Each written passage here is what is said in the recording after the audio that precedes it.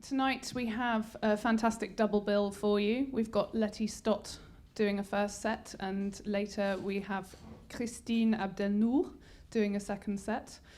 And really, without further ado, I just want to introduce Letty, who tonight has brought along Steve Pretty, who will be performing with her.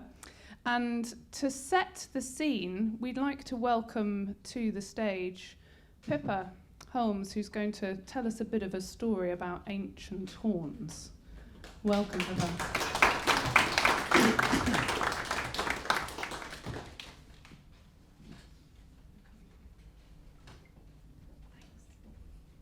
Hello, good evening. I'm laughingly call myself a music archaeologist, and I spent decades writing carefully researched, carefully written stuff about musical instruments, and it all has one thing in common: they're all boring.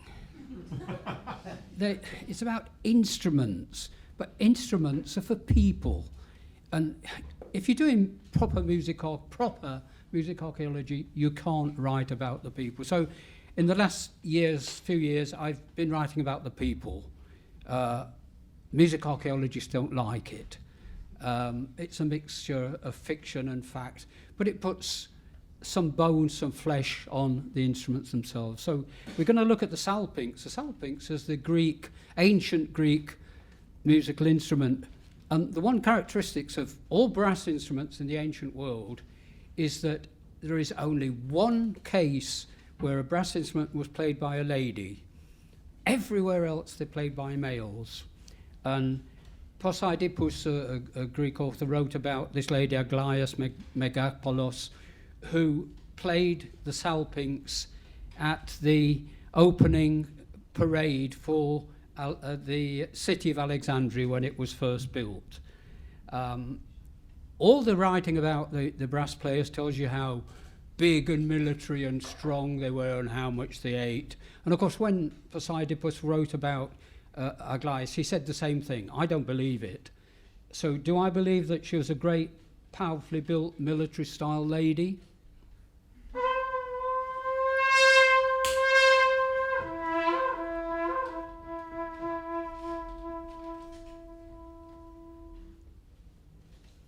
Everybody in the city knew that Aglaïas had wanted to lead the procession, but her father had expressly forbidden this. Now everybody had also heard that a special trumpeter had been sent all the way from Thebes to take her place, dressed as Athena, salpinx, just like Aglaïas had originally wanted. He would lead the procession. On the morning of the parade, Percepshao, the temple trumpeter, had been smuggled into the palace for one last time, and was soon decked out in all Athena's finery, and he took his place at the head of the procession within the palace walls. Aglaïas' dressmaker had supervised the finishing touches with the theatrical mask to represent Athena salpinx. The time came and Perpetua's Athena marked the inauguration of the great city with a blast on her salpinx.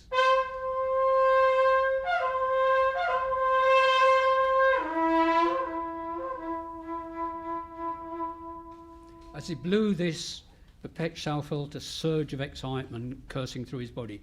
Playing in the temple was never like this. It was boring. As arranged, the procession made its way past the dais upon which Aglaïas' father sat, accompanied by his devoted daughter, who he kept an eye on. All the marchers bowed in respect for the great man as they passed by, and soon the important man's empty carriage, which was halfway down the procession, drew level with the dais. This was the point for Megaclaus to join the parade, along with his entourage. It took ages for this to happen, and Perpetua looked around, but Aglaïas was nowhere to be seen. With all on board, the parade could move on once more and head for the great gate which guarded the palace.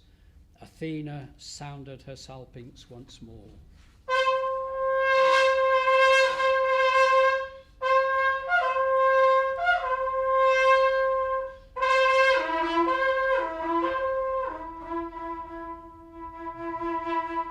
As Perpetua entered the great stone arches, He sank back to let the Menaids and fawns gallop around him before blasting out the signal.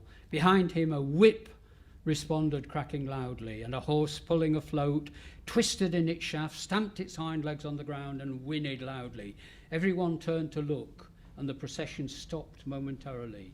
In that moment, Pippa darted off to the side, passing the new Athena on her way in and handing over the salpinx as she passed, allowing Aglaïs to take her place at the head of the procession. The parade could now emerge from the palace, and as Aglaïs burst into life, the crowds erupted. She surged ahead, but then dropped back to allow the creatures of the forest to take her place, resting her lip just as Pippa had taught her. "Don't do long blows," he'd said, and she had listened. Among the crowd, the betting was rife.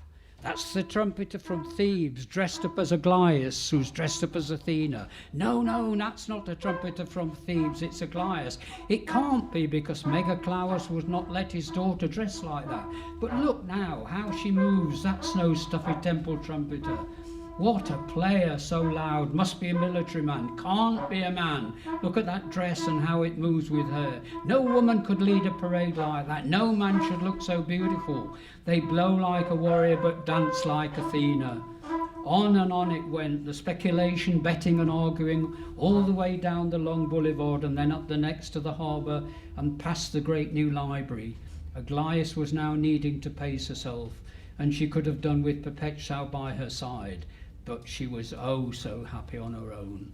Having no one near who knew her meant that her true identity could give her feet their freedom. They danced and twirled round to the sound of the music around her. Women lining the road reached out, and she floated her fingertips along the wall of welcoming hands. Smiles, shouts and cheers she shared freely as people reacted to her infectious energy and spirit. There were no guards to interfere as she danced with a menagerie of feathered forest folk who pranced around Athena as she blew her salpinx. They linked arms with her as they twisted and turned with an abandon drawn from Gaia herself. No princess ever had this freedom. This mustn't end. This must go on forever. But the temple gateway was ahead, and she knew that it was her blast on the salpinx which would bring this ecstasy to an end. As the arch of the temple gate drew its huge stone weight over her head, she blew.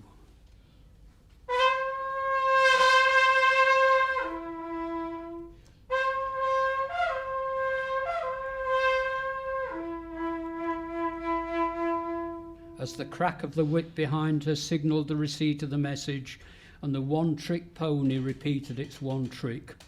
Twisting in the shaft, stamping its feet and whinnying, the disruption was sufficient. In a trice, she was out of the procession and replaced by the perpetual Athena as the salpinx changed hands once more. The thrill and excitement was over. She was Princess Aglaïs once more.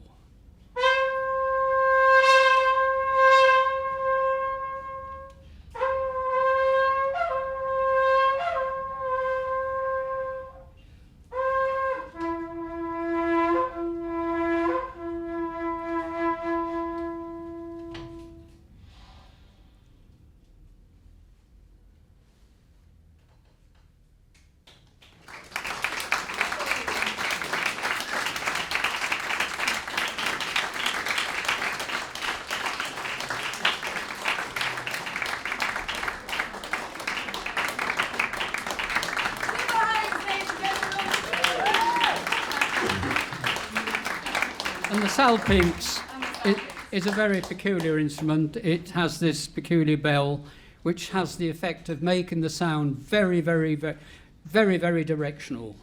And it's also excruciatingly loud. Which is why we did it from the back. So, welcome everyone. It's so nice to see everyone here. Thank you so much for coming. And this is such a pleasure, such a treat to be on stage, playing some of these ancient horns. Now, if anyone had a chance to listen to the podcast, it's this amazing podcast series that Juliet has created. And in my podcast, I talked about a couple of instruments. The salpinx was one of them. And then the next instrument, I'm just going to tell you a little bit about. Now, Pippa is an incredible music archaeologist, but also a most incredible instrument builder. And Pippa has made this instrument. And maybe, Pippa, can you just tell us a little bit about what it is? And it was very, very tricky to make.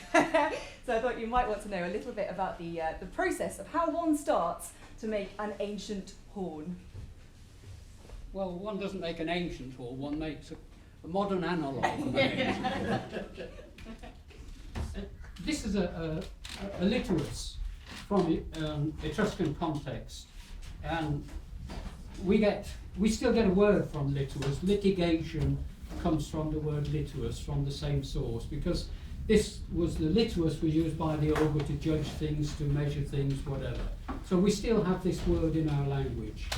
This dates from, well, this doesn't, this dates from about 50 years ago. But the instrument it's copied dates from 680 BCE, and it's the oldest of the Mediterranean instruments that we have. It's Etruscan. The Etruscans lived in northern Italy before the Romans zapped them about 120 or so, wiped them off the face of the earth. And this instrument was found at the threshold of a building. It was folded in 3 pieces at the time, and it was buried along with the body of a small child, a shield, an axe, and a sword. And this was a typical sort of assemblage that one got at that time. So it was on the threshold, so everybody who went into this building had to step over these objects. So once the instrument had finished its life as a sound tool, it continued to live on as an important ritual instrument. I think that's really that's a really important theme of many of these instruments that we're playing this evening, that they don't just have one function. So music, as we know it, was not the case in these kind of ancient times. There was so much more to it. This kind of social function of music, what the kind of presence or what the importance was of those instruments in society was far greater than we can ever know. But we know that there was all of this meaning built into these instruments, so that even when someone had finished playing it, I mean, to even break this into 3 parts, that's really hard to do. If anyone wants to come and have a little closer look at it in the interval, it's really heavy. This is cast bronze. So to bend this instrument into 3 parts so that it could never be played again, and then to put it in this kind of on this threshold to a sacred place, so that anyone walking over it, and then to add, the body of, tragically, a small child, then these folded shields and axes. There's so much symbolism in this instrument, and when I come to play it, I think this is a very different sound to the first instrument. The salpinx is very loud. It's quite gentle, it's quite soft, and it's got quite a thin, almost kind of reedy timbre to the sound. This is my favourite one. It's really intriguing, and it really kind of draws you as listener in. It's spooky. It's really spooky. But the making of it was really, really tricky. Can I just add that was not an invitation to come in the interval and try and bend it into Can I just withdraw that? Yeah. The interesting thing about this instrument, that most of the instruments pretty well all the instruments from the Mediterranean world are made from sheet metal. This has a cast bell. So this is really an instrument which bridges the ancient world. Unlike the Romans were Johnny-come-latelys. I don't go a lot for Romans. But the Etruscans, they go way back into times when all sorts of mysticism was rife and everything. And casting instruments were really important. Around here, particularly in Ireland, cast instruments were very powerful, very important. If you talk to Mediterranean archaeologists, they dismiss the north. That's their problem. The north was very important. It may have been from the north that this came. When I made this, I tried to make it exactly the same way as the original was made. And it's a very difficult scene to make. It took me a lot of effort to try and do it. I was due to go and play this at Tarquini, where it was found in Italy. I actually did play it on the very spot where it was found 3,700 years before. When I finished this, I couldn't get it to work. It just didn't work, and I got a plane ticket. And it got a time on it. And there's nothing like a tile on a plate to get. In the end, I filled this seam with resin. After I played it, I got access to one other of these instruments, which was in Coton, very nearby, and it was very fragmentary. And fragmentary instruments are wonderful. People don't worry so much about them. You can look at them, you can examine them, and the seam was seamed with resin. And I looked at that, and it was one of those times when you think, oh my God, yeah, this person who made that had exactly the same problem. So this is part of the joy, part of the thing of making instruments. I often think when I'm in the workshop, there's somebody above me saying, look at that idiot. If you don't do it that way, it's much easier like this. So that's the salpinx, that's the liturus. This curve thing looks very elaborate. That was the easiest bit, this coil thing, that was the easiest bit to do, I have to say. This coil, this helical coil, has a meaning. It's the serpent. I mean, it has all sorts of mystical meaning. Every bit of every instrument has a meaning. It has some sort of relevance. But you don't want to hear me anymore. You want to hear it played. So, without further ado, we'll get on to it. This serpent coil kind of connects the player or whoever's playing it up to the heavens, and then the bell rests on the earth, so we're kind of connected at every point. It's beautiful. Now, if I can get Steve to come up and perhaps start building a small drone. I don't know whether you as an audience are up for getting involved. I hope that you might be. Don't worry, it won't be anything too terrifying. But perhaps if Steve can just start our drone really nice and quietly. Great. It's a really powerful instrument, this. It's designed for rituals. It's designed for rituals with people. And I would love to build a small ritual with you all here tonight. Now, if you can hear those two notes, or that one. Can you see which might be kind of like the most conducive to your voice? Lovely. Anyone at the front who's just started humming? And can you just hum it really gently? Yeah, beautiful. And, listen to the sound of that. It's great. Ooh, it's spine tingling already. Great. Now that's stage one, which you all seem to be quite comfortable with, which is really good. We're now just going to kind of put in a little kind of moment based on kind of almost like Georgian folk music. This is how it's going to sound. Can you take that note or that note, and can you go up a little bit like this? Bam, bam, bam. Let's try it. Bam, bam, bam. Lovely. Then go back down. Bam, bam. Oh yes, okay, that's it. Fantastic. The final bit. Dum, bum, bum. I'll give you a sign when to do that. Right, resume your humming of bum, bum, bum, bum. And here comes a bit of liturus.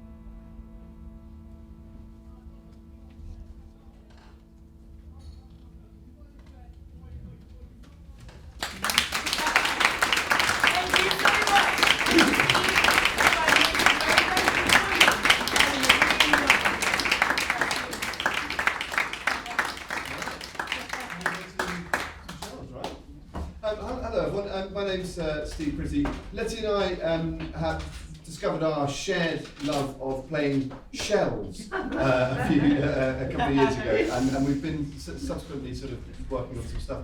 I was had a kind of residency, a monthly thing at the Natural History Museum last year, and I had Letty along, and we did an evening of shell performance, shells and electronics, takes all sorts, and off the back of that, we then did some stuff with my band, which is called Happy Colliery Band. We played some stuff with the band, and subsequently we've been back into the Natural History Museum. They absurdly they led us into their main hall, the Hinsey Hall, with the whale excursion in overnight just before Christmas. Which was amazing. To play shells and record shells. So we have a lot of amazing stuff that we're kind of sitting at the moment, just working on recording there. So anyway, we've been doing this shell playing for the last couple of years, and I think a lot of the stuff that Letty's been talking about really resonates with me. I am similarly fascinated with the kind of origins of music. You know, people were talking about the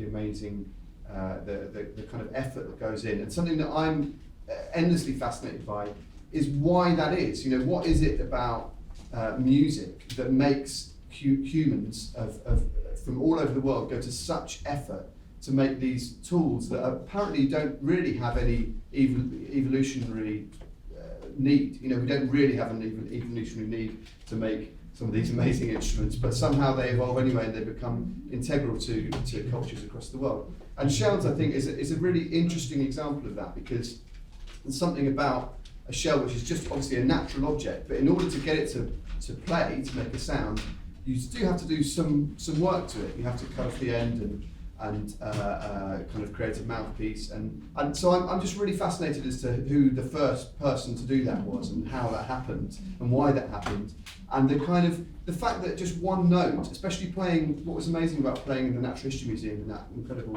acoustic there, was that some notes, some of the shells in particular, like some of the notes that we got, would just, the hall would kind of explode into life with, you know, one shell and not another.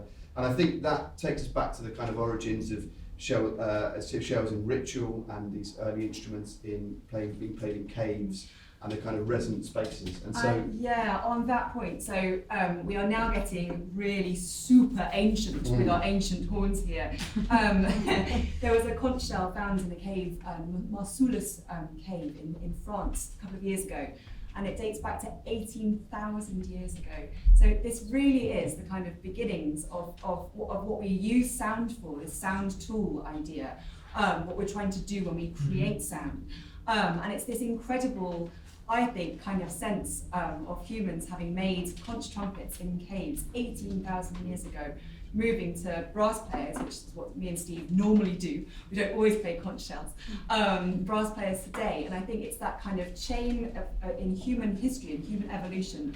Trumpets or horns of any kind have always been really important. There's hardly anywhere you can go to in the world where there isn't some kind of horn or trumpet, regardless of whether it's a natural material or whether it's a metallic instrument.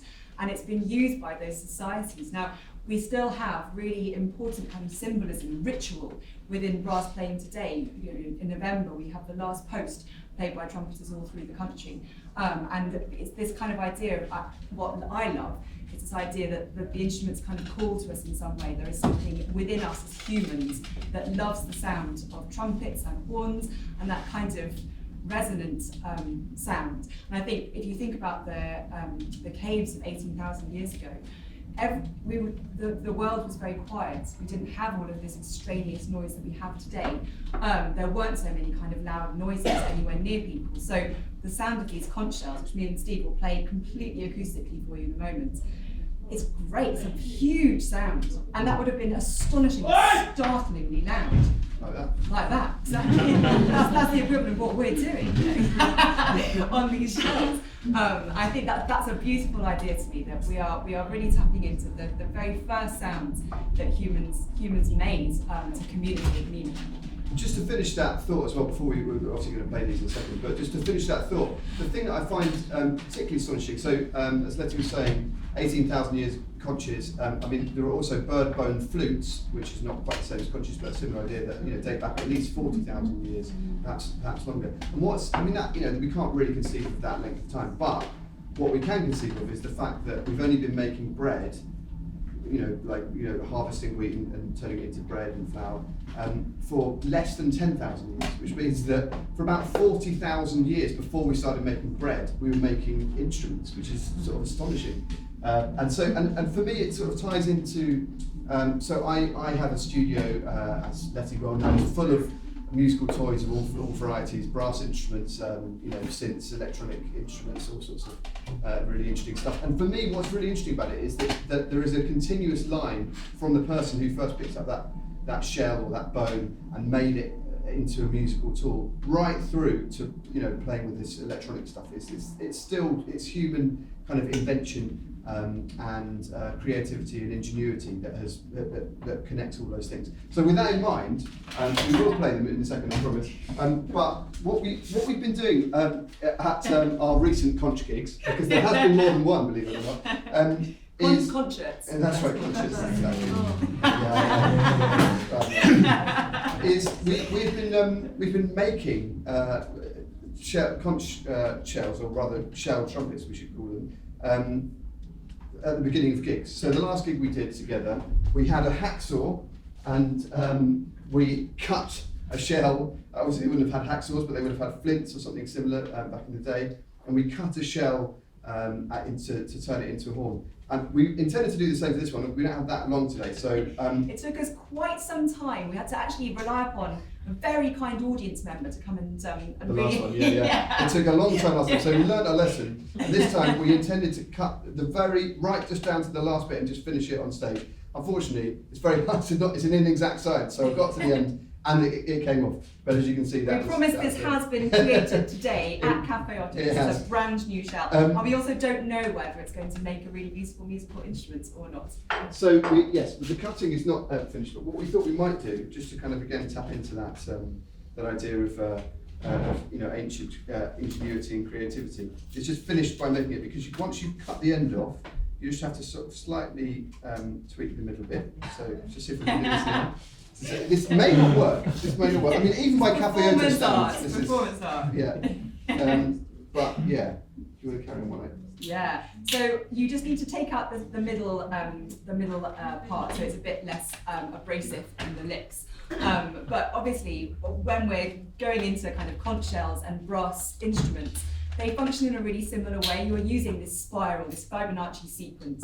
You're using this kind of naturally conical instrument. My instrument normally is the French horn, which is a conical brass instrument, and it is remarkably similar in the way it works to a conch shell, which is very exciting. You get slightly more notes out of a French horn, but the sound is remarkably similar. Okay. How's it looking? Okay, the moment of truth. Oh, hold on. Hold on. So it may or may not work. It's a genuine but it's. Let me just see. Here's some sound. Okay. And just get some sandpaper. This is live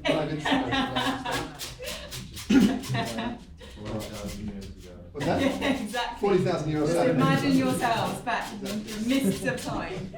All right, let's try it. Okay. Ready? Here goes.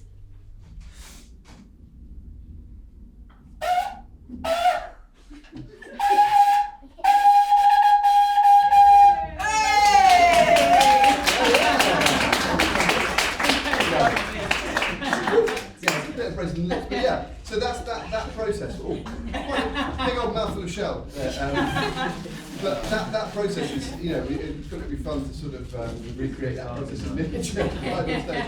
So that's what these instruments are. They've all had the end cut off. But the ultimate extension of that, right? If you think this is eccentric, there's a bloke in Germany who makes 3D printed conch shells, which is what this is. And what I find amazing about that is that this instrument is by far the most technologically advanced instrument that I have in my studio. And I have a studio full of synths and all sorts of electronic toys. Because to make this, the guy had to get an MRI scanner, get an ultrasound machine, scan the shells, laser scanner, all the rest of it, and then print them, and again, that kind of iterative process of trying, not quite working, trying again, something that he's gone through and something that every generation of instrument maker, Pippa included, has been through before as well, I'm sure. So yeah, here we are. So there.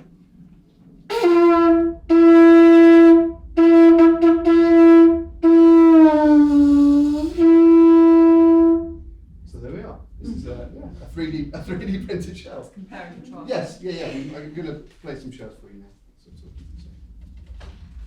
Oh, real mouthful of shelf. Hazardous job.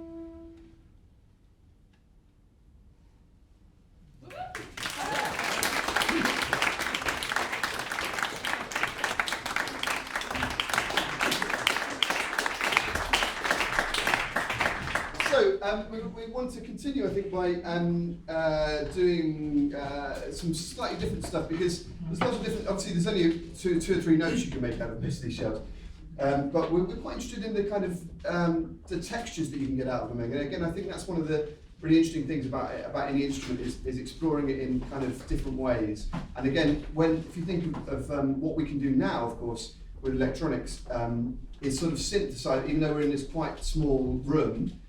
So the acoustics in here would be very different from a British museum or an ancient cave. But of course, what we can do now is A, synthesize those spaces, and B, kind of take that to the next sort of logical progression of that, which is to muck about and have different kind of textures that this stuff allows us to do. So yeah, so it'll all be acoustic driven, but yeah. So we thought we might do a piece that kind of shows off the different breath attacks and kind of effects that you can do with these shells. They're really, really free-blowing. They feel lovely to play with the shells. They're gorgeous. And there's some really kind of unusual effects you can do. So our next piece is going to kind of channel those slightly darker, more kind of creepy. Speaking of creepy, the things that live in these are terrifying. They have eyeballs. They have eyeballs. They're really, really frightening. When you go home, Google Queen Conch, you'll see this terrifying marine creature, and they feed on these poor little crown of thorns starfish. This poor little starfish is sitting on the bottom of the sea, minding its own business, doing no one any harm whatsoever. And this enormous conch comes over and basically just kind of goes on top and then just sucks sucks this poor little starfish inside. It's brutal. The natural world is really, really vicious, and this is a really vicious version. I should say that if anyone's worried about the kind of ethics of sourcing these, I have become a lurker on eBay. I lurk and wait for people to clear out their aquariums and buy a fish. There we are, I think you found it, yeah, exactly. This lady's got it. They are sinister creatures, and we're going to channel their sinister sounds right now. Okay, let me know you're ready, Steve.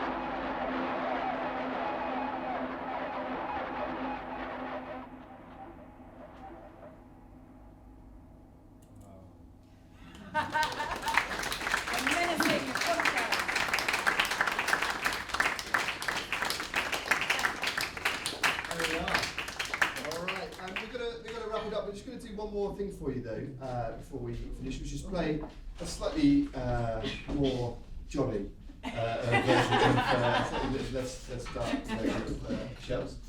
So Letty has these amazing shells. These are Pippas, These belong to Pippa, yeah, these are just magnificent things. They really are just the most incredible instruments. And yeah, it makes me so happy to be able to play them for you this evening. They're just glorious instruments. Both Steve and I do lots of work in very different kind of capacities with these, and I've recorded quite a lot of film scores, and conch is really popular. It's a beautiful sound, and I think it is that kind of, it really makes the hairs stand up on your arm, that sort of sound world that film composers, luckily for me, seem to be going more and more towards. So if you hear some slightly unusual sounds on film scores in the next kind of coming months, it might well be from one of us, and it might well be from me or Steve. So here comes our last piece. Please, if you are interested or want to find out more, come and grab us both in the interval. Pippa's around. Pippa has written an incredible book which is for sale over there on the merch table. And yeah, we'd love to chat with you and hear what you think. If anyone from this evening is thinking, where can I hear more conch shells live? Both Steve and I are working with folk musician extraordinaire Sam Lee, who has a series called Singing with Nightingales in the woods of Suffolk and also Gloucestershire. And Steve and I are going to be doing some ancient horn sounds in that series. So if you want to hear a bit more, head over to Sam Lee's Singing with Nightingales website. And we're also playing at Just So Festival, which is super family friendly. It's a lovely festival, kind of in the sort of Midlands area over the summer. So if this has tickled your taste buds and you think, I want to hear more. And we're working on a record as well. I'm speaking, so yes, so do keep an eye out. And I think the project's going to be called Wall, as in WHORL. Right, okay, we're going to be doing this last piece for you. Here we go.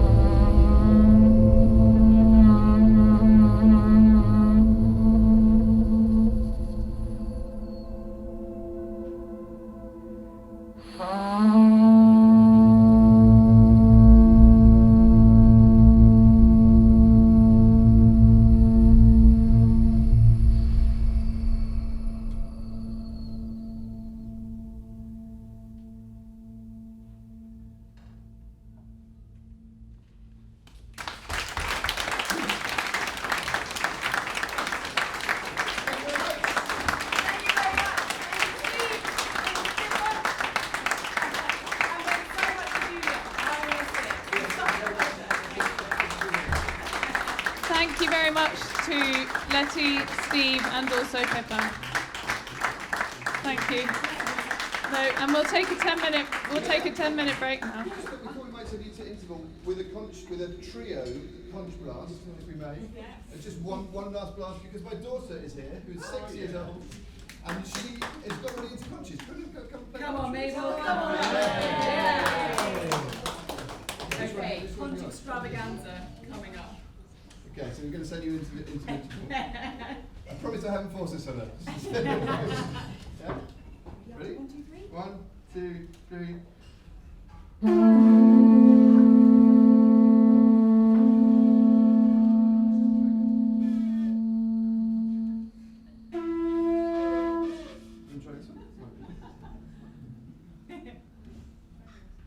Give it a good blast. Try again.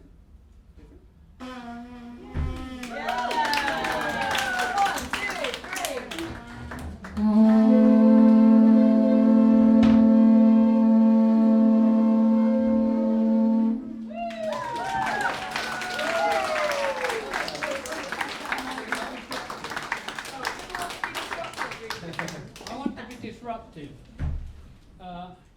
As a brass player, I see this in here as a windway, something I can blow through and play through.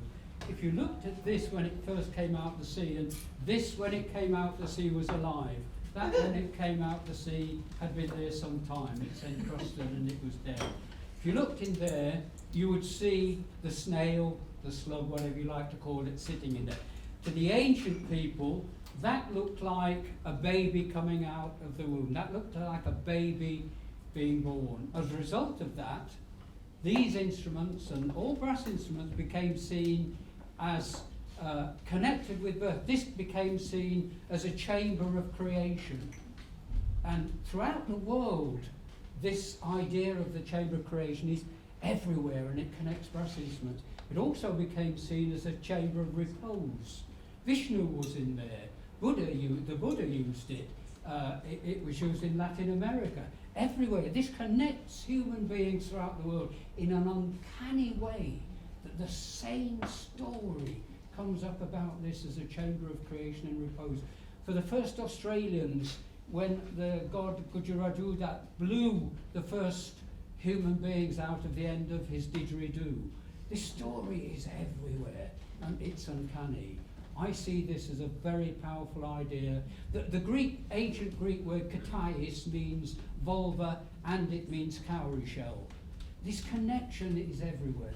So while I see this, and I've always seen this as a brass instrument, I now have to stop and see it as something far more than that. And what you've been talking about is taking us back to that period when these were not brass instruments that played da da da da da da da da. There were things that speak to people.